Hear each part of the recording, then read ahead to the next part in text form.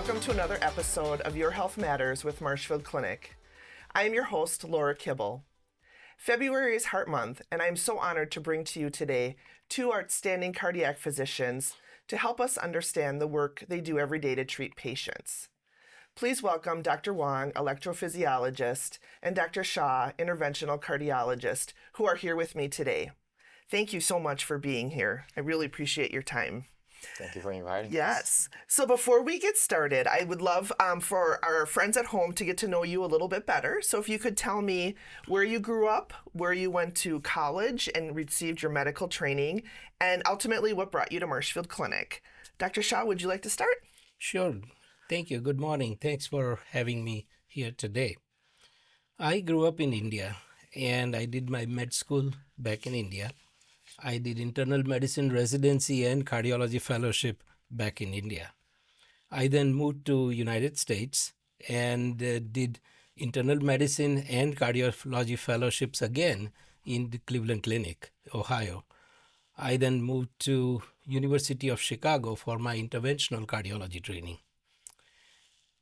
My wife Alpa, as you know, she's a psychiatrist, but she's a OBGYN board certified back in India. And she also did her psychiatry training in Cleveland Clinic, followed by a fellowship in women's mental health in University of Illinois at Chicago. When we both were looking for positions, then we wanted to move to a place where we both can utilize our training to the max. Mm-hmm. What we found that Marshfield Clinic was that hidden gem where we could fulfill our dreams. So wonderful people, wonderful workforce, great facilities, very collegial environment, and at the most, on the top, I would say, very nice patients. So we have it all. So we have been here for the last 25 years and absolutely love it. That's wonderful. Yeah, we are so fortunate to have you and your wife, and thank goodness that you found us and that we've been able to keep you this long. So Absolutely. Wonderful story. Dr. Wang, what brought you here and where did you do your training? Yeah, I was born in China. I did my med school there. And then I went to Boston, did my medicine training at Tufts Medical. And later in Worcester at the University of Massachusetts for my cardiology training. And after that, I finished the electrophysiology or the heart rhythm training at Johns Hopkins in Baltimore. What brought me to Marshfield Clinic is really a combination of world-class clinical care, research, and nice people here. Mm-hmm. You know, I get to do all the cutting-edge procedures and also get to know my patients as neighbors. So this is fantastic. Yes. And how long have you been here with us at the clinic? Almost 3 years. Wow. Wonderful. Well, we're so very fortunate to have you, and hopefully we're sitting here 25 years from now and you're telling us how you've been here for 30 years. Looking forward to it. Yes. Excellent. So I'm very excited to dive into this because, I think everybody knows what a cardiologist is, a doctor that specializes in the heart. And everybody kind of knows what a cardiovascular surgeon is. It's that doctor that opens the heart up and does the surgery. But there's so much in between that I don't know people necessarily understand. And that's kind of where both of you fit in. You're those kind of in-between doctors of maybe the ones that, are doing unbelievable procedures that's preventing that open heart surgery or preventing major cardiac events that can change people's lives and save their lives. So I would like to learn a little bit more about what you both do. So Dr. Shah, let's start with you. I like to compare you to the plumber of the heart. So you are the one that makes sure those pipes are flowing free. We don't get any backups. There's no clogs. And that's incredibly important. So can you tell me why a patient, first of all, would see you or one of your colleagues in the clinic? Good question, Laura. So the cardiology is a specialized subject for sure, with many subspecialties. However, at heart, we still are all cardiologists. So we see patients who have chest pain, shortness of breath, palpitations, where we overlap with electrophysiology. We see patients with heart failure. I see a lot of patients also who have irregular heart rhythm but cannot take any blood thinning medications. And as an alternative, they are trying to find out what else can be done. So those are the patients that primarily come to my practice and see in the clinic. Mm-hmm. So you're in the clinic. We also know that you're in what's called the cath lab. So that's a procedural area where patients go and have procedures. What type of procedures do you perform on patients? So I do multiple different type of procedures, and they include coronary angiogram and stent procedures for clogged arteries. I also do valve procedures. Heart has 4 valves, and they can either get narrow or they can get leaky. And I try to do those valve procedures through a catheter without opening the chest. I do the Watchman plug implant. It's a plug that we use inside the heart to prevent blood clots for people with atrial fibrillation. I also do repair the holes in the heart, and also additionally I do some of the procedures where heart is hypertrophied and some of the bulk needs to be removed, what we call as a hypertrophic cardiomyopathy. So I am kind of a mix of plumber, a handyman, and provide the full service body shop for the heart. Mm-hmm. Wonderful. So let's dig a little bit deeper on that. Before when we came in, you said, well, after this, I'm on call. So you have this pager on you, and if that goes off, that's pretty urgent. What would you urgently treat a patient for that would come in through our emergency room, or maybe is in the hospital and has a cardiac event? What sort of procedure do you do that would could potentially save a patient's life? So our group takes call and provide 24/7, 365 coverage for acute heart attacks, acute heart failure type of situations. They can come any time of the day or night. When we are on call, if there is an acute heart attack patient comes in, we try to respond as early as possible. And apart from myself or my colleagues, our cath lab team responds within 30 minutes. We are in the procedure room, so opening the artery and removing the blockage, restoring the flow, and preventing further damage to the heart. So it's very remarkable that we have successfully managed that, and we have received numerous platinum awards from the NCDR, which is the American College of Cardiology database. So we are in the top elite group of those recipients of the awards for treating the heart attack patients. That's outstanding. And I think, really to think about that, you have not only yourself, but your entire team. And with it being Heart Month, I have to give a shout out and a thank you to our cath lab, who, that is a full team of nurses and technicians that are there within minutes to assist you and be there to help our patients who are having heart attacks, and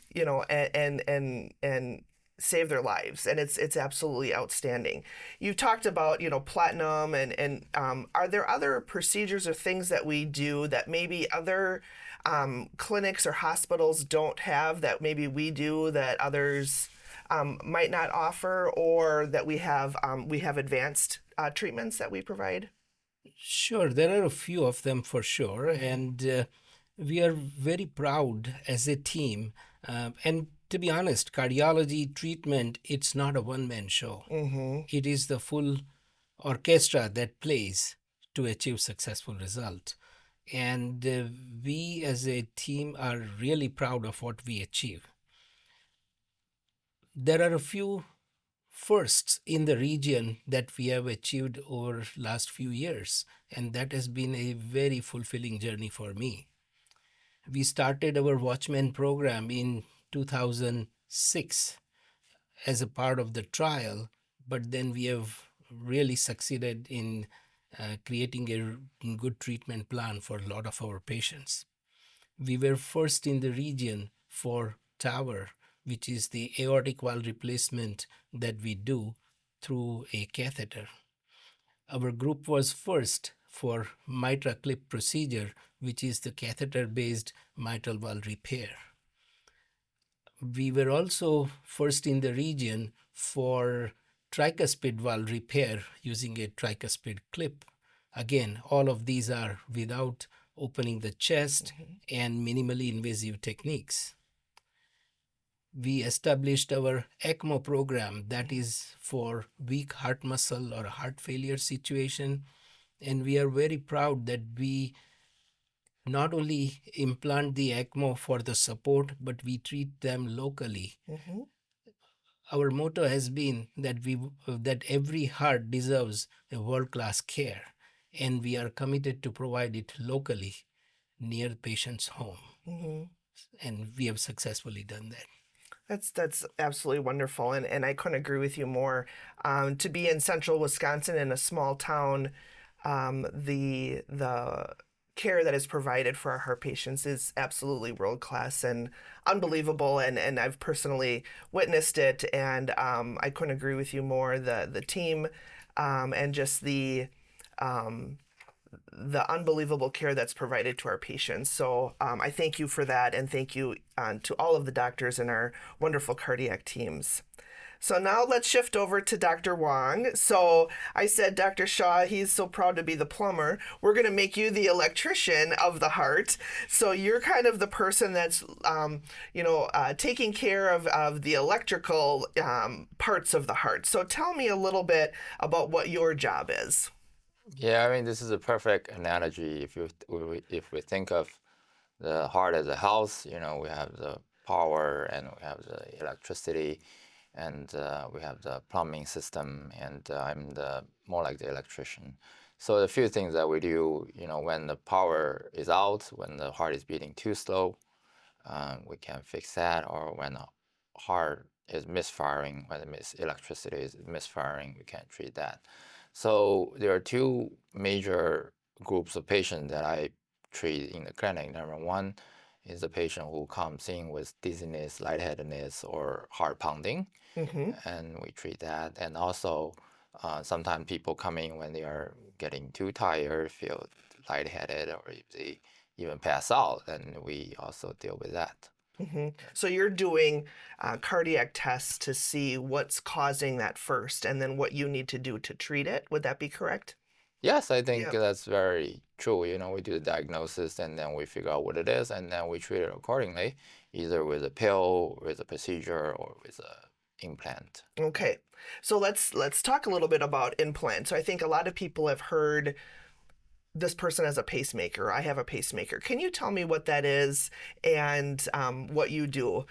You're the person that's putting that pacemaker in. What is happening, and how are you connecting that to the heart? When you really think about it, it's absolutely amazing. You're implanting something in someone's body to help their heart function. So tell us more about that. Yeah, a pacemaker is a very small device. We usually place right here underneath the collarbone. And then we have wires, they go inside the heart, and then they will watch the heart 24/7. And if the heart rate is too slow, it can pace the heart and prevent passing out, and then give people more energy. A lot of people have it and they don't bother them at all. People can have a normal life with it. And the recovery of the implant is also very fast. And in addition, nowadays we have the pacemakers that are completely inside the heart. There's no incision, there's no wire, and that can be implanted through the groin. That's the other alternative. So for every patient, we have a choice for them that will work the best for them. Wonderful. So I heard that just within the last couple of weeks, we had a pretty amazing accomplishment with the first pacemaker really within the world or country that was placed in Marshfield that you did. Can you tell me about that? Yeah, so it was actually a defibrillator. It's one of the smallest defibrillator lead. I mean, it is the smallest defibrillator lead in the world now, and it was commercially available in the beginning of January. On the same day, our team were able to implant it in a patient. Not only that, we were able to implant it in a special location to keep the heart beat in sync. And according to the vendor, that was the first in the state, for sure. Wow. Wow. So tell me what a defibrillator does for a patient. Yeah, so a defibrillator looks like a pacemaker, but it's a little bigger, Okay. and it treats fast and dangerous rhythm instead of the slow rhythm. So whenever the heart is beating too fast, people can pass out, or there is even a risk of dying suddenly. So the defibrillator is bigger because it needs to provide more energy to give a reset to the heart or shock the heart. And that's what a defibrillator is. And the issue with the defibrillator has always been the energy it requires to shock the heart makes the device complex. So it really requires bigger leads, and we don't like bigger hardware in the body, and it can affect the valve, affect the heart. So the smallest leadless or the smallest lead defibrillator is certainly a huge step forward in the field. Wonderful. Yeah. That's outstanding. I think another term that people hear is a patient's going in for an ablation. Can you tell me what an ablation is and what it treats? Yeah, ablation is a very commonly performed procedures that we do, and it is a minimally invasive procedure to treat fast heart rhythm.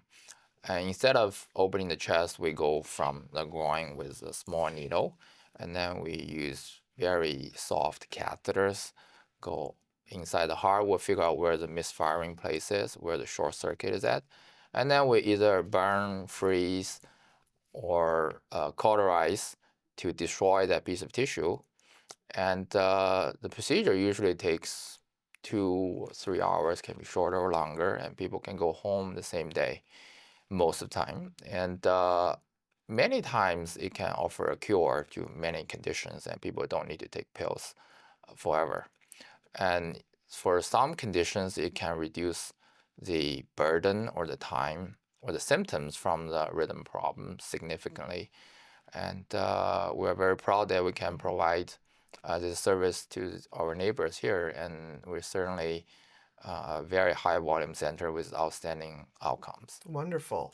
Is that something that you would treat a patient that comes in, they've had, heart issues for a while, and this is a choice that they can make, and do you also treat patients that come into the ER urgently with heart rhythm issues that needs urgent intervention?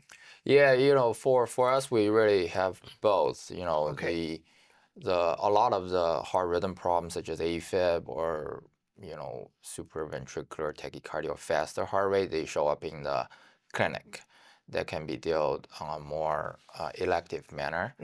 But we also have people who pass out, who come in because the heart is beating too slowly, and they show up in the emergency room, and then we do pacemakers for them. Okay. Yeah, so it really a combination of both inpatient and outpatient services. Wonderful. I think heart failure is something that a lot of people are diagnosed with. Can you tell me a little bit on how you help treat patients with heart failure? Yeah, so heart failure is a condition that the heart is too weak to pump blood to the rest of the body. The first thing that we do is to optimize the medication, make sure everybody's on the right pills. And after that, there are a few implants that we can offer that can make the heart beat stronger. So for people whose heart is out of sync, we have a special pacemaker to keep different areas of the heart beating in a synchronized fashion. It's like having a rowing team to row together. That will certainly make the heart stronger. And on top of that, we have a newer technology. It's called cardiac contractility modulation. It's for people's heart when the timing is right, but when their pump is just weak in itself. So by sending signals to the heart, I would think of it as a turbocharger. It will just make the heart beat stronger, and it will make people feel better, able to walk more, and feel less short of breath. So I think we are the very few centers in the state and in the country to offer that, and then patients certainly have benefited from it. Wonderful, wonderful. So at what point do we get a cardiovascular surgeon involved for either of you? Is it where you've exhausted all options for patients, or their heart has just gotten to a point where they really just need open heart surgery to kind of fix the issues? Can you tell me a little bit about when you get a cardiovascular surgeon involved? Sure. So we have developed a very strong heart care team in our group. So our cardiac surgeon, Dr. Kwan, is a part of it. And when things are more complex than they usually are, then we sit together as a team and we discuss out as to who can provide better care for the patients. So we have 2 or 3 cardiologists and a surgeon, and then we go over all the details of the patient. So the whole idea is that we want to provide the best care to the patient. And some scenarios we can do better than the surgery, and there are certain scenarios where surgeons can definitely do better than an interventionalist can offer. So it depends on the clinical condition of the patient, and as our group discussion goes, that's what is the most important, to provide and make the decision of what they want. So there are no cutout things, whether this is this and this. It's kind of a lot of teamwork. Absolutely. And I've witnessed those discussions, and I think that that's absolutely the way that any person would want their care to go, is looking at them as a holistic, first of all, what is the patient's goal? Is it a better quality of life? Correct. Is this, if we don't do something, this is what's going to happen? And then also taking into account their medical concerns that they have. How would they handle surgery? How would they handle a procedure? Taking all of that into account, getting a lot of specialists involved. If you need a nephrologist for kidney, advice, or, whomever, you have those specialists there that are available to help guide and make those best decisions. And I think that is something that certainly sets us apart in the care that we provide, is that teamwork and truly looking at the patient in fine detail of what is the best course of treatment to go. So, and a lot of time I also have this discussion with the patient and their families, right. Because as the baby boomers age, we are seeing more and more elderly folks, right, with the quality of care that they receive throughout their life. And I always tell patients that a long life may not be good enough, but a good life is always long enough.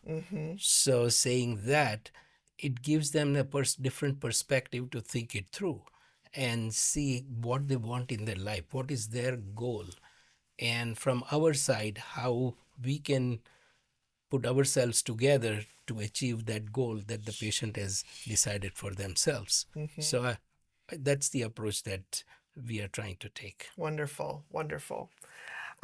So, Dr. Wang, Dr. Shah, what can patients do to help support a strong heart for themselves from a young age as they get older? What sorts of things can they do that can help try to keep them out of the procedure or out of the OR, but ultimately, things happen that are out of their control, but we know there are some things that are within their control. What would be some of those things? Yeah, I would say the most important thing is really the prevention, and those are small, simple but not easy things. I hear eating healthy, being active, watch on the weight, and staying away from cigarettes and alcohol. Those are simple but not easy things. And my recommendation to my patient is always you want to keep the goal simple and keep the goal low. I would shoot for losing 5 pounds first. If you get there, you feel good about yourself, you can keep going. Instead of say I will lose 50 pounds, and people never get there. So it's really you want to make the goal clear and simple. And then those are the lifestyle things. They make a huge difference. And they are more important, I mean, as important, if not more important than the medication or the procedures that we can provide. Yeah. And the other thing that I think is important is to listen to your body. If you start to have symptoms such as, dizziness, lightheadedness, heart pounding, chest pain, trouble breathing, you might want to talk with your doctor. And then catching those signs and symptoms early can be very critical to treat some of those conditions. And certainly going into the emergency room, if you're having the chest pain, if you're feeling like something is just not right, listening to your body, I would think, Dr. Shah. Absolutely. No, I 100% agree with what Dr. Wang says. I think another factor that we sometimes tend to overlook is the stress in life. Everybody has some or the other kind of stress, maybe at home front, maybe in the workplace. If you are in a big city, driving in a car during the rush hour can be a stress. So we somehow need to find out how do we do the healthy lifestyle and reduce the mental stress, because that also plays a significant role in the overall well-being of the body and the heart for sure. Absolutely. I think we live in a very stressful world, and I appreciate you bringing that up, because I think that's something that's often overlooked is the stress that we put on our own bodies, and how do we manage that, and make sure that we're doing the best that we can, to protect our body and protect our heart, certainly. So I can't thank you both enough. I know you're both incredibly busy, but this was such a wonderful episode to first, again, celebrate Heart Month. I think that's something that we don't do enough of. So everyone, make sure if you're seeing your cardiologist this month to certainly thank them for the care that they provide, and the care team as well. But thank you so much for what you do for our community. You guys, I know, I've seen it firsthand. I've saved so many lives. You guys do an exceptional job, and we are so incredibly fortunate to have you and your colleagues here treating our patients. So thank you so much, and I appreciate your time again. And thank you, everyone, for joining in. I will be back again in a few days to bring to you two palliative care nurse practitioners that are going to talk to us about advanced directives and end-of-life care. So until next time, be well, my friends.